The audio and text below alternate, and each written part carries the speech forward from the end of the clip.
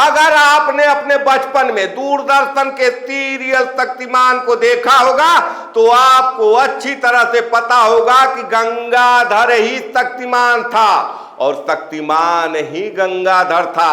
हालांकि ये बात कभी गंगाधर ने नहीं बताया कि वही शक्तिमान है, न कभी शक्तिमान ने कहा कि वही गंगाधर है, लेकिन दर्शकों को सारी कहानी समझ में आ गई थी। और आज के वीडियो में मैं शक्तिमान सीरियल का उदाहरण देकर आज के वर्तमान राजनीति पर चर्चा करूंगा।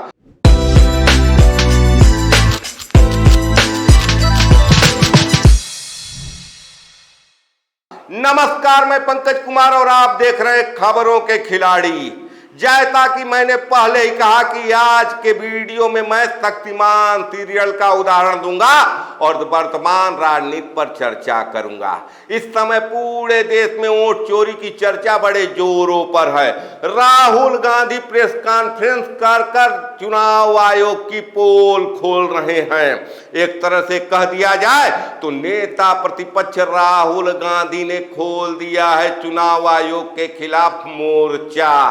लेकिन चुनाव आयोग के खिलाफ राहुल गांधी का जो मोर्चा है उससे कहीं न कहीं भारतीय जनता पार्टी को मिर्ची लग रही है और यही बात मैं बताने जा रहा हूं। राहुल गांधी प्रेस कॉन्फ्रेंस करते हैं गुरुवार को 18 सितंबर को और कहते हैं कि कर्नाटक के आनंद सीट में वोट डिलीशन का खेल हुआ।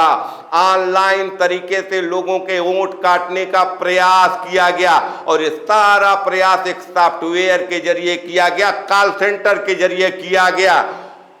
इस बात का जवाब चुनाव आयोग तो एक्स पर पोस्ट कर देता है, लेकिन चुनाव आयोग के समर्थन में बीजेपी के नेता प्रेस कॉन्फ्रेंस कर जवाब देने लगते हैं, राहुल गांधी का माखौल उड़ाने लगते हैं। तो क्या इससे ये नहीं स्पष्ट होता है कि बीजेपी ही चुनाव आयोग है और चुनाव आयोग ही बीजेपी है? देखिए, आपको समझना होगा सियासत में चल क्या रहा है। चुनाव आयोग कह रहा है कि ऑनलाइन वोट डिलीशन हो नहीं सकता है, ये पॉसिबल नहीं है। वोट डिलीशन का एक प्रोसेस होता है, किसी का नाम काटना होता है तो उसको एक नोटिस मिलता है। आप दर्शक बताइए, आप लोग पहले से भी वोट देते आ रहे होंगे, पोलिंग बूथ पर जाते होंगे, तमाम लोग वोटर लिस्ट में अपना नाम खोजते हैं और उनका नाम वोटर लिस्ट से गायब हो जाता है, कट जाता है। तो क्या उनको कभी कोई नोटिस मिला था? उनका नाम काटने से पहले अगर नोटिस मिल गया होता पहले तो उनको खुद पता होता कि मेरा नाम कट गया है, मुझे नोटिस मिल गया था। लेकिन बगैर नोटिस दिए यहां वोट काटने का खेल वर्षों से चला आ रहा है। तब निर्वाचन आयोग क्यों कह रही है कि ये संभव ही नहीं है? कहीं न कहीं राहुल गांधी के आरोपों में दम है, लेकिन यहां चुनाव आयोग की रक्षा कौन कर रहा है? चुनाव आयोग की तरफ से प्रेस कॉन्फ्रेंस कौन कर रहा है? भारतीय जनता पार्टी के नेता कर रहे हैं, रविशंकर प्रसाद कर रहे हैं।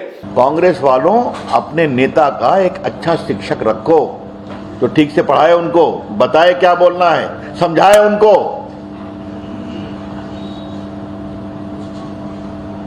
आज एक व्यंग करने की इच्छा है, बहुत रोचक है। एक बार एक पिताजी अपने बेटे को बहुत डांट रहे थे, क्या तुम करते हो, यही तुम्हारा मार्कशीट है, यही कुछ है। 2-3 थप्पड़ भी लग, कुछ बोले कि चुप रहो, बहस मत करो। बाद में उसकी मां ने कहा, यह मार्कशीट आपका है, उसका नहीं है, जिसके लिए आप उसको डांट रहे हैं। तो राहुल गांधी जी, ये सरकार आपकी है जिसने काम नहीं किया कर्नाटक में, सीआईडी इन्वेस्टिगेशन अगर नहीं हुआ तो। अनुराग ठाकुर कर रहे हैं और तो और ये देखिए 2023 में अनसक्सेसफुल अटेम्प्ट्स की गई, प्रयास किए गए जो विफल रहे, नाम काटने के आलंद असेंबली कॉन्स्टिट्यूएंसी में। और ये इलेक्शन कमीशन ने एफआईआर फाइल करने के लिए ही कहा था और मैटर इन्वेस्टिगेट करने के लिए भी इलेक्शन कमीशन ऑफ इंडिया ने ही कहा था। इलेक्शन कमीशन ने मोबाइल नंबर पहले ही उपलब्ध करवा दिए हैं आईपी एड्रेस अगर दे दिए हैं, अगर मोबाइल नंबर दे दिए, आईपी एड्रेस दे दिए, तो कांग्रेस शासित राज्य की कर्नाटक की सीआईडी ने अब तक क्या किया? संजय जायसवाल कह रहे हैं कि राहुल गांधी अनपढ़ हैं। अभी हम इंटरव्यू देख रहे थे राहुल गांधी जी का। सुबह से प्रचार हो रहा था कि राहुल गांधी जी हाइड्रोजन बम फोड़ेंगे, लेकिन वो शायद H2O को H2 समझ लिए। वो एक्चुअली फोड़े H2O बम और बोले हाइड्रोजन बम है। वो बेचारे पढ़ने लिखने में थोड़ा कमजोर हैं, लेकिन H2O का अर्थ पानी होता है ये उनको नहीं पता था। कहीं न कहीं लोकतंत्र में सत्ता बरकरार रखने के लिए जो खेल चल रहा है, चुनाव आयोग और भारतीय जनता पार्टी की सरकार कर रही है, उसका पोल राहुल गांधी खोलते हुए दिखाई दे रहे हैं। हालांकि राहुल गांधी 18 सितंबर गुरुवार को जो प्रेस कॉन्फ्रेंस करते हैं उसमें कहीं भी भारतीय जनता पार्टी का नाम नहीं लेते हैं, लेकिन कहीं न कहीं राहुल गांधी इस देश की जनता को इशारा कर दिए कि आप समझ जाइए। वर्षों पहले दूरदर्शन में जो दिखाया गया था कि गंगाधर ही शक्तिमान था, वही आज के सियासत में चल रहा है।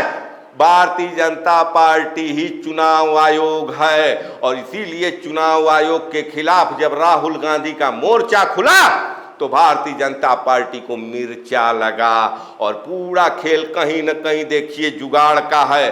चुनाव आयोग कह रहा है कि संभव ही नहीं है, लेकिन इस देश में जहां हजारों करोड़ के घोटाले हो जाते हैं और घोटालेबाज देश छोड़कर भाग जाते हैं, ऑनलाइन साइबर फ्रॉड हो जाता है और लोग माथा पकड़कर बैठ जाते हैं, उस देश में एक सॉफ्टवेयर बनाकर ऐप्स के माध्यम से वोटों का नाम काटा जाना कोई बड़ी बात नहीं है।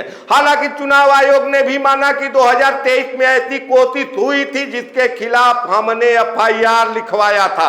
जब आपने एफआईआर लिखवाया था तो आपको सबूत भी देने चाहिए कर्नाटका सीआईडी को।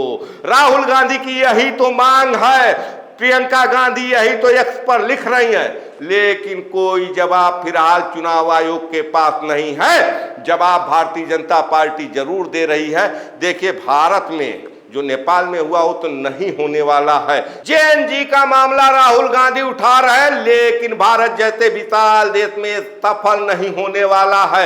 यहाँ कहीं न कहीं इस देश के युवा एसएससी की परीक्षा में धांधली के खिलाफ लड़ना चाहते हैं। इस देश के युवा पेट परीक्षा के लिए लड़ना चाहते हैं, टेट परीक्षा के लिए लड़ना चाहते हैं, लेकिन इस देश की शासन सत्ता उनको जंतर मंतर पर धरना नहीं देने दे रही है।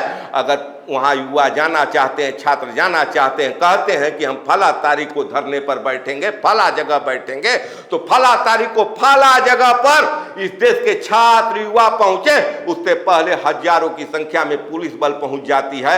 ऐसी स्थिति में कहीं न कहीं आज के तारीख में इस देश के युवाओं को, इस देश के नागरिकों को जागना होगा और लोकतंत्र की रक्षा के लिए राहुल गांधी ने जो आरोप लगाया होगा उसके समर्थन में चुनाव आयोग से जवाब मांगना होगा।